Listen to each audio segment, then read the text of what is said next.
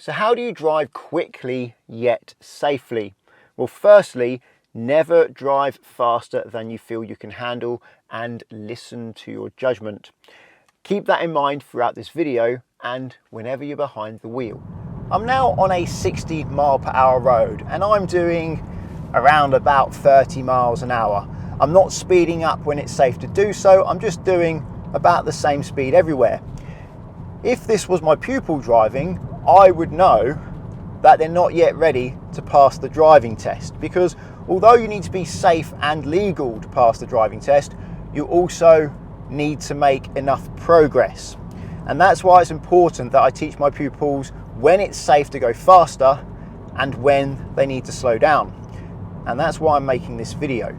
I'm now going to do that road twice more. The first time I'm going to do it is going to be at the speed where I'm confident a learner driver would pass the driving test and they're not going to be getting minors for going too slow.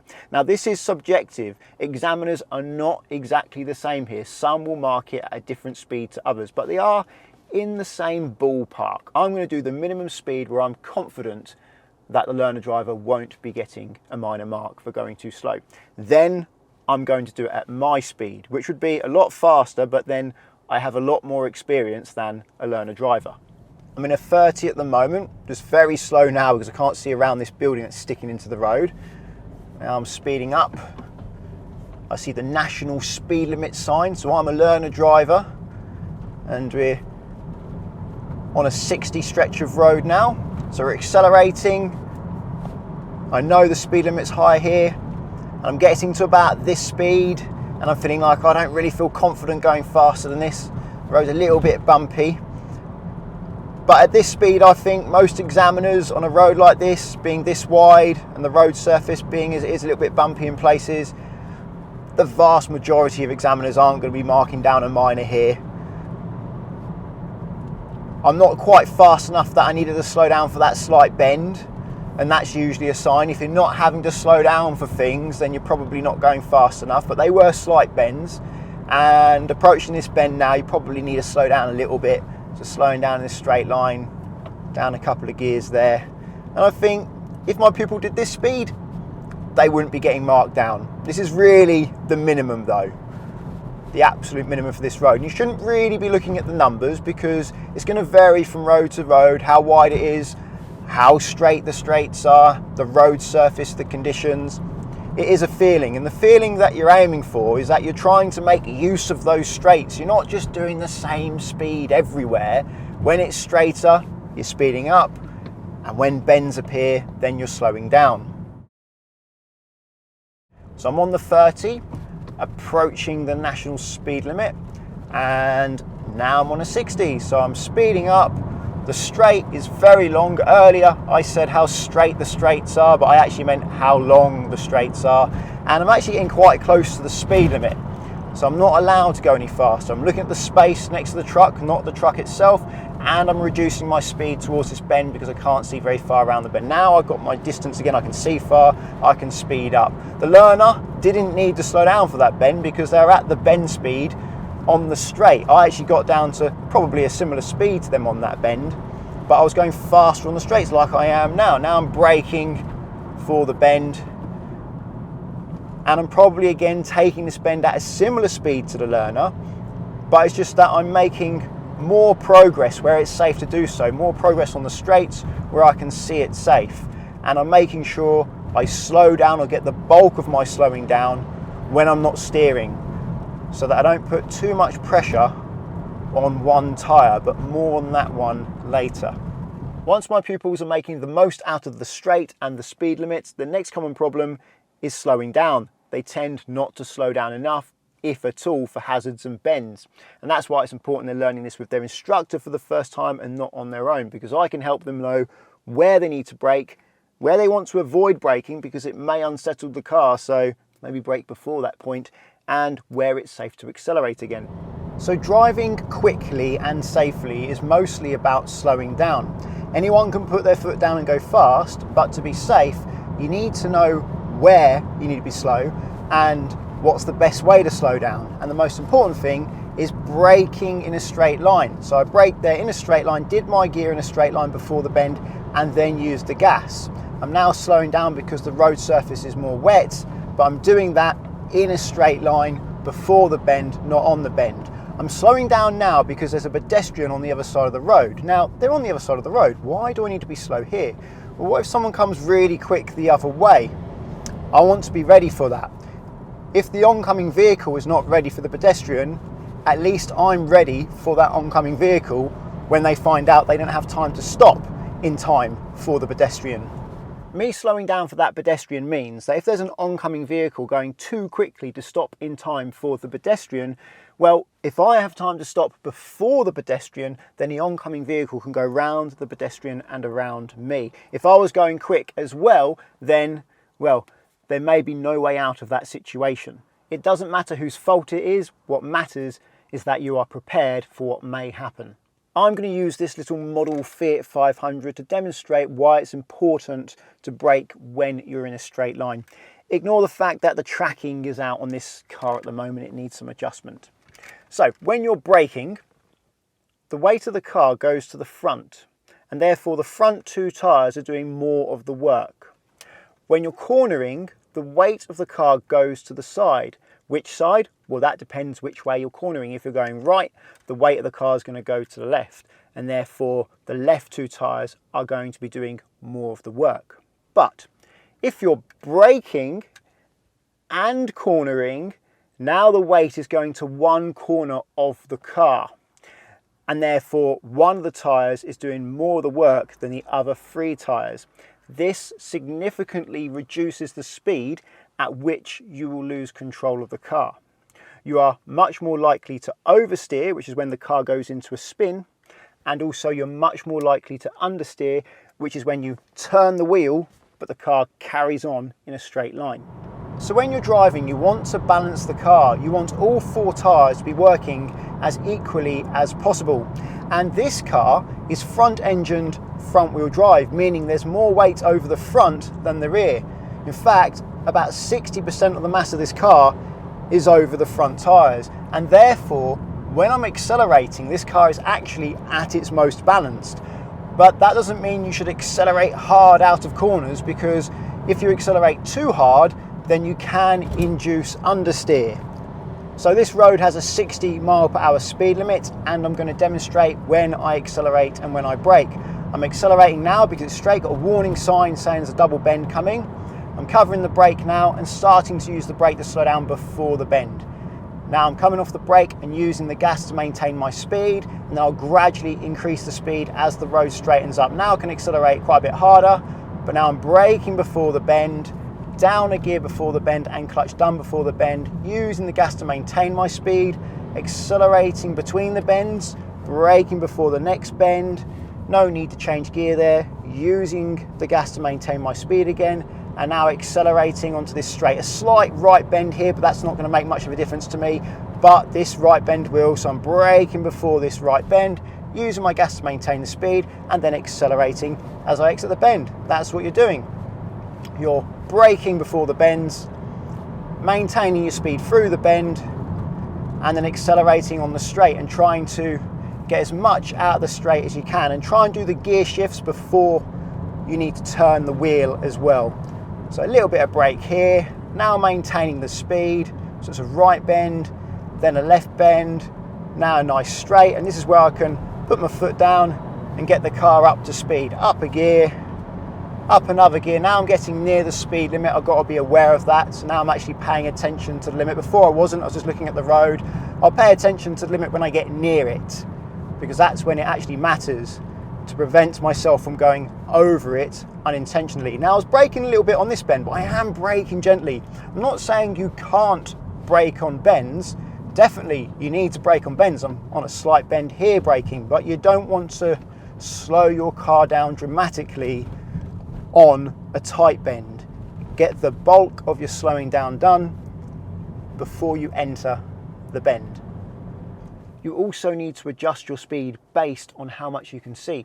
If you look at this left bend now, if there was someone walking on the right side of the road, you would see them much further ahead than if they were walking on the left, because this hedge on the left would block your view of them walking at the side much earlier than if they were on the right side of the road. Now this road isn't even very bad. It's a 30 mph road with a pavement. If it was a 60 with a hedge right up against the edge of the road, you wouldn't see someone walking on the left side because you wouldn't be able to see the left side of the road very far. And you need to be ready for people walking at the side of the road on these roads. So on this right bend, I can actually see the left side of the road really far. If anybody was walking here, I'd have plenty of warning to slow down and possibly stop. Sometimes I may have to stop if there's no room to go past them. And as you can see, this left bend doesn't actually allow me to see if anyone's walking just out of view. Now I can see if someone's walking. So that's why I slowed down there. I'm always ready for people walking at the side of the road. You also need to consider the type of area you're driving in. At the moment, this is fairly rural. It's a national speed limit, so the limit is 60 mph. But as I get round this left bend, which I'm going to slow down for because I can't see the side of the road very far and there could be someone walking here.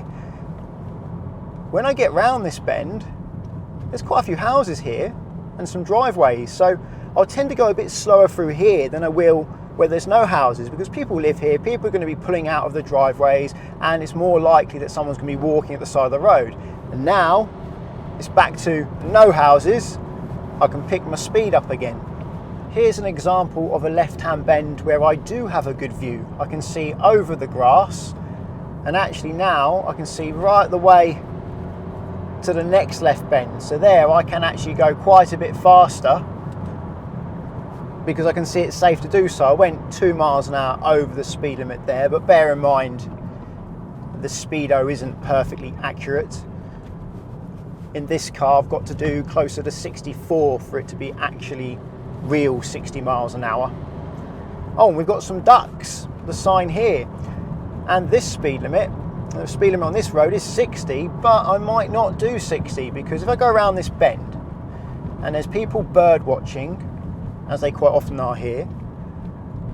There you go, there's people here, there's no one actually up the side of the road, but you get a lot of people bird watching, kids feeding the birds. So although this road has a 60 mph speed limit, I'm respecting other people here. I'm not flying down the road quickly, which is going to make these other road users and spectators, should I say, they're watching birds, it's going to make them feel stressed. Now I'm away from them, I can speed up a bit, although there's a bend here, so I'm delaying my acceleration.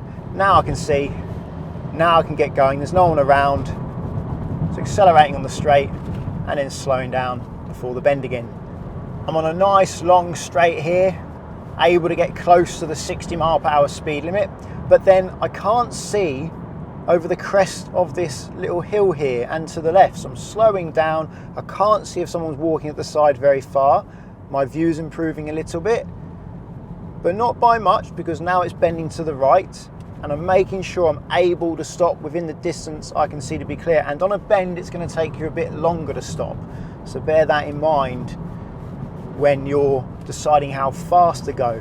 Going a bit faster now, but now again can't see that far on this crest of the hill again. I really can't see over it much, so I'm slower in a lower gear.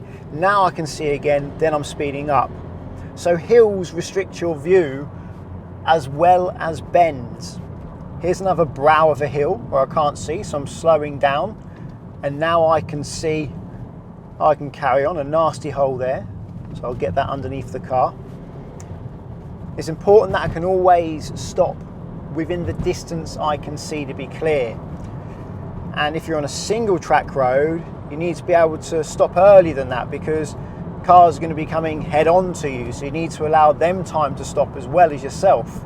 At the moment though, there's plenty of room for me and an oncoming vehicle, so being able to stop within the distance I can see to be clear should be enough.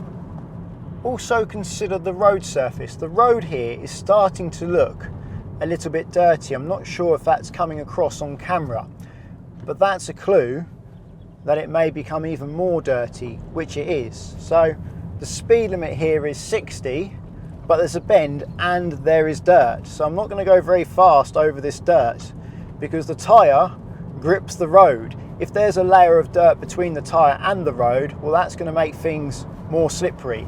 Now the road is getting cleaner, I can start accelerating.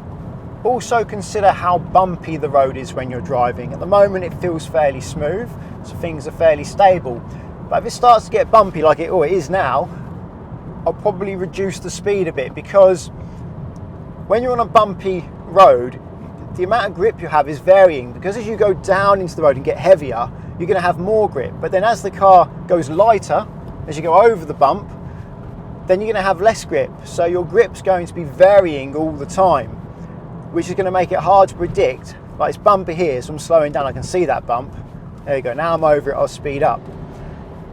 But if your car's bumping about all over the place, it's hard to predict how much grip you're going to be having, because it's going to vary so much. I'm able to stop if someone's walking. There we go, look at that, someone's walking on the bend, and I was ready to stop, found out I didn't need to, so then I drove around them safely. Just to clarify what I mean about the bumps and grip, when you compress into the road you have more grip, when you're light you have less grip, and when all four corners of your car are bouncing up and down due to the bumps, you have continuously varying levels of grip at all four corners of your car, making it very hard to predict what level of traction you have. Also, the car is going to lose control at a lower speed when this is happening, and those bumps can be what provoke the car to lose control.